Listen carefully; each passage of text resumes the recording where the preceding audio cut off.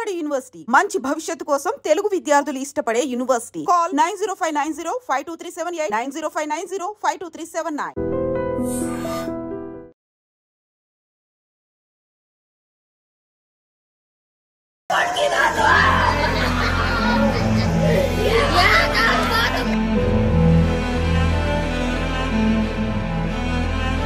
పహల్గామ్ ఉగ్రదాడుల అనంతరం భారత్ పాకిస్తాన్ల మధ్య ఉద్రిక్త వాతావరణం నెలకొంది. మనందరికీ తెలిసిందే. ఈ క్రమంలోనే పాక్ కేంద్రంగా పనిచేస్తున్నటువంటి పలు తీవ్రవాద స్థావరాలపై భారత్ అయితే మెరుపు దాడులు చేస్తూనే ఉంది.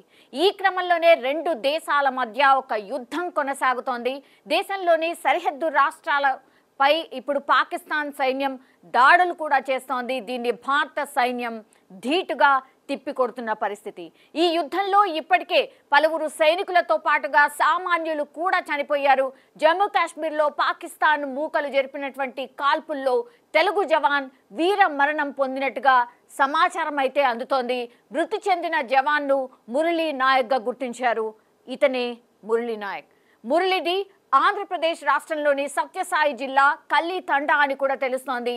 రేపు మురళీ నాయక్ మృతదేహాన్ని స్వస్థలానికి తరలించబోతున్నట్టు అధికారులు కూడా వెల్లడించినటువంటి పరిస్థితి. కాగా మురళీ నాయక్ స్వస్థలం ఇప్పుడు సత్యసాయి జిల్లా గోరంట్ల మండలానికి చెందినటువంటి కల్లితండా అయినప్పటికీ కూడా సోమం దేవపల్లి మండలం నాగినాయని చెరువు తాండాలో ఆయన పెరిగినటువంటి పరిస్థితి. సోమం దేవపల్లిలోని విజ్ఞాన్ పాఠశాలలో ఆయన చదివాడు. జవాన్ మృతితో ఇప్పుడు గ్రామంలో విషాద ఛాయలు అలుముకున్న పరిస్థితి. మురళీ నాయక్ మరణ వార్త తెలిసినటువంటి స్థానికులు కూడా వీధుల్లో ఆయన ఫోటో పెట్టి ప్రస్తుతం అయితే నివాళులర్పిస్తున్న సిట్యుయేషన్.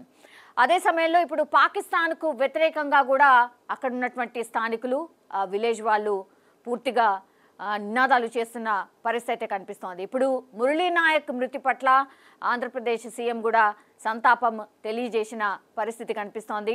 దేశ రక్షణలో శ్రీ సత్యసాయి జిల్లా పెనుకొండ శాసనసభ నియోజకవర్గం గోరంట్ల మండలానికి చెందినటువంటి మురళీ నాయక్ అనే సైనికుడు ప్రాణాలు కోల్పోవడం విషాదకరం. దేశం కోసం ప్రాణాలు అర్పించినటువంటి అమరవీరుడు మురళీ నాయక్కు నివాళులు, అట్లాగే ఆయన కుటుంబ సభ్యులు కూడా ప్రగాఢ సానుభూతిని తెలియజేస్తున్నామంటూ కూడా చాలా మంది కామెంట్ చేస్తున్న పరిస్థితి అయితే పహల్గామ్ దాడితో ఉద్రిక్తతలకి పాకిస్తాన్ తెరలేపింది. భారత్ దాడులు కేవలం ప్రతిస్పందనగా మాత్రమే చేస్తున్నామని ముందు నుంచి చెప్తున్నప్పటికీ కూడా పాకిస్తాన్ దీనికి ప్రతీకారంగా దాడులు చేయడానికి తీవ్ర స్థాయిలో విరుచుకుపడే ప్రయత్నాలు చేస్తోంది. పాకిస్తాన్లోని ఉగ్ర స్థావరాలనే భారత సైన్యం ధ్వంసం చేసింది. దీనికి ప్రెసిషన్ స్ట్రైక్ అని కూడా పేరు పెట్టింది. అయితే పహల్గామ్ ఉగ్రదాడికి ప్రతీకారంగా దాడులు చేస్తున్నామని చెప్పినప్పటికీ కూడా పాకిస్తాన్ యుద్ధానికి సై అంటూనే వచ్చింది. సమరానికి సిద్ధంగా ఉన్నామంటూ తన ప్రయత్నాలని దాంతోపాటుగా పనులని చేస్తూ వచ్చింది. యథేచ్ఛగా ఉల్లంఘనలకు పాల్పడింది. సీజ్ ఫైర్ వయోలేషన్ కూడా చేసింది. మన దగ్గర ఉన్నటువంటి సైనిక స్థావరాలు, కశ్మీర్, పంజాబ్లో ఉన్నటువంటి పౌర ఆవాసాలపై గురిపెట్టింది. బుధవారం అర్ధరాత్రి దాటిన తర్వాత నుంచే భారత్లోని 15 నగరాల్లో, మేజర్గా ఉన్నటువంటి 15 నగరాల్లో, అందులోనూ పర్టికులర్గా పాకిస్తాన్ గురిపెట్టినటువంటి స్థావరాలు లేకుంటే పౌర నివాసాలు కశ్మీర్, పంజాబ్ని టార్గెట్గా చేసుకొని పోరాటం మొదలుపెట్టింది.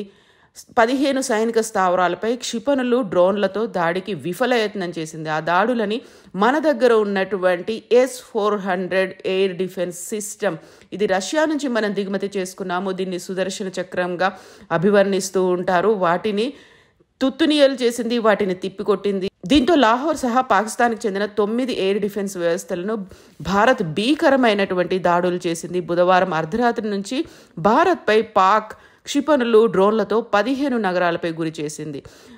మెయిన్గా స్థానిక స్థావరాలను, ఎయిర్ బేస్లను టార్గెట్ చేసుకొని ధ్వంసం చేసే ప్రయత్నం చేసింది. దీన్ని తిప్పికొట్టింది భారత్ గగనతల రక్షణ వ్యవస్థ. S-400 ఇతర వ్యవస్థలతో పాక్ క్షిపణులను కూల్చివేసింది. కంప్లీట్గా పాక్ డిఫెన్స్ వ్యవస్థలను లక్ష్యంగా చేసుకుని డ్రోన్లు, క్షిపణులతో ప్రతీకార దాడికి దిగింది. భారత్ లాహోర్, కరాచీ, రావల్పిండి సహా 9 నగరాలపై గురిపెట్టింది. సియాల్కోట్, లాహోర్లో ఎయిర్ డిఫెన్స్ని ధ్వంసం చేసింది. కరాచీ, ఒమ్రారా పోర్ట్లపై భారత్ భీకర దాడి చేసింది.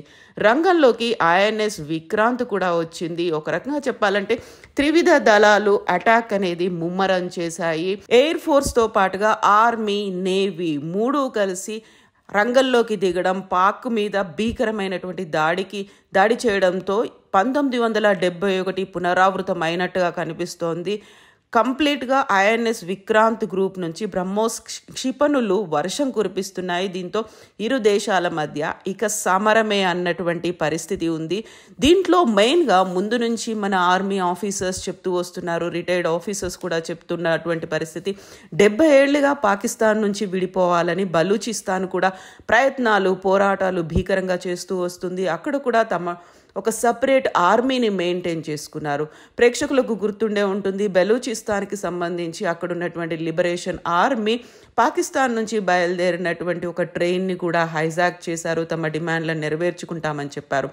ఆ దశలో పాకిస్తాన్ ఆర్మీకి, బలూచిస్తాన్ ఆర్మీకి మధ్య ఒక భీకరమైనటువంటి యుద్ధం కూడా జరిగింది. ఆ తర్వాత మేము బలూచిస్తాన్ ఆర్మీలో ఉన్నటువంటి ఆ మిలిటెంట్లను మేము మట్టు పెట్టాము అని చెప్పినప్పటికి కూడా అక్కడ నష్టం కూడా జరిగింది. వాళ్ళ ప్రాణ నష్టం జరిగినప్పటికీ ఆ వివరాలనేవి పాకిస్తాన్ ఆర్మీ బయటికి వెల్లడించలేదు. ఇప్పుడు పాక్ నుంచి క్వెట్టా నగరం చేజారినట్టుగా అనిపిస్తోంది. బలూచ్ లిబరేషన్ ఆర్మీ చేతికి క్వెట్టా నగరం చేరింది. భారత్తో యుద్ధమే అదునుగా రెచ్చిపోతున్నారు బలూచిస్తాన్ వేర్పాటువాదులు.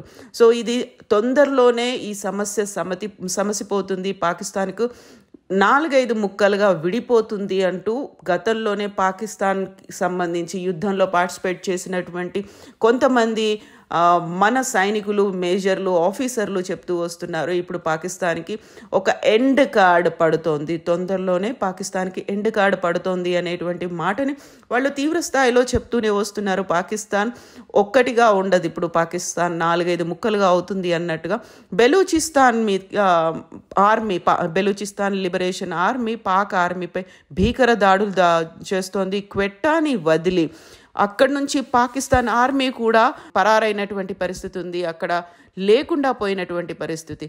ఇక 3 పాక్ విమానాలని కూడా మన ఇండియన్ ఆర్మీ కూల్చివేసింది. 2 JF-17 విమానాలు కూలిపోయాయి. దీన్ని పాక్ యాక్సెప్ట్ కూడా చేసింది. F-16 కూడా కూల్చేసింది. భారత్ ప్రముఖ మీడియా సంస్థలు ఈ విషయాన్ని ప్రస్ఫుటంగా చెప్తున్నాయి. భారత్ చేతికి చిక్కింది JF-17 పైలట్, పలు డ్రోన్లు కూడా కూల్చివేశారు. పాకిస్తాన్కి చెందినటువంటి JF-17 పైలట్ని సజీవంగా మన వాళ్ళు పట్టుకున్నారు. మన దగ్గర పాకిస్తాన్కి చెందినటువంటి పైలట్ ఉన్నాడు. అయితే ఇప్పుడు ఓవరాల్గా అయితే ఒక యుద్ధమైనటువంటి వాతావరణం, ఒక బీభత్సం అనేది కనిపిస్తుంది. అక్కడ పాకిస్తాన్ భారతదేశ సరిహద్దుల్లో ఉన్నటువంటి గ్రామాల్లో బ్లాక్ అవుట్ని అనౌన్స్ చేశారు. అంటే ఎక్కడ ఏ ఇంట్లో ఏ వీధి దీపాలు కానీ వెలగకుండా చిమ్మ చీకట్లో ఉండేలా ఈ ఆపరేషన్ అనేది కొనసాగుతోంది. ఒకవేళ ఎక్కడైనా లైట్ వెలిగినట్టయితే దాన్ని